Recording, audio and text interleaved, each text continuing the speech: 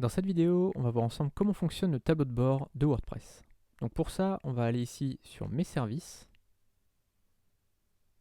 mon portfolio,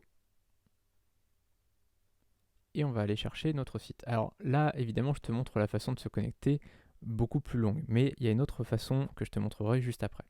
Donc là, on va aller ici sur WordPress.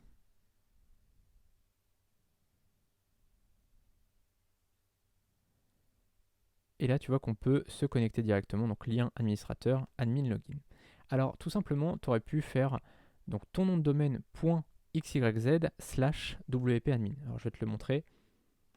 Hop, si on fait ça, tac, je retire tout. wp-admin, le petit slash à la fin. Et en fait, ça suffit pour te connecter. Tu n'as pas besoin à chaque fois de passer par le panel Word. Tu n'as pas besoin à chaque fois de faire ce même chemin en passant par Planet Hoster. Tu peux très bien, en allant sur Google, directement taper ton URL, donc https ton nom de domaine ton extension /wp-admin. Voilà. Et ça, je te conseille de le mettre dans tes favoris. Tu vois, ça, mets-le dans tes favoris, ça t'évite à chaque fois de devoir retaper ça à chaque fois. Ok. Donc là, je vais mettre mes identifiants, stop tabac, hop, et le mot de passe qu'on a généré tout à l'heure. On va faire se connecter. Voilà, donc je suis connecté et je vais cliquer sur enregistrer. Donc là, c'est le tableau de bord de WordPress, c'est vraiment l'accueil de WordPress. Alors tu vois qu'il y a un petit message de bienvenue, donc ça, pour l'instant, on ne va pas le retirer, mais on pourra le retirer quand on voudra. Tu vois qu'il y a ignoré ici. Et tout ça, c'est le petit dashboard qui nous permet de tout faire. Alors je vais te présenter très rapidement comment ça fonctionne.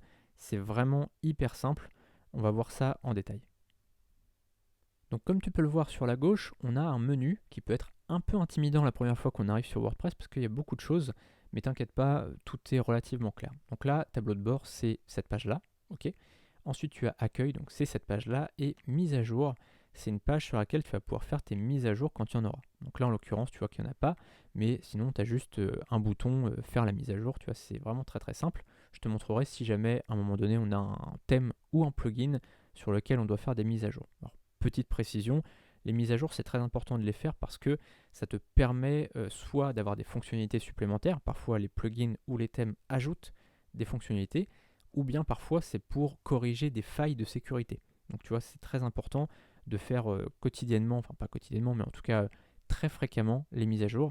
Alors tu auras un petit bouton ici, ça sera marqué par exemple 9, si tu as 9 mises à jour à faire, tu auras un petit cercle rouge, rouge orangé, et ça sera marqué 9 dedans. Ensuite, tu as ici article, on va aller voir.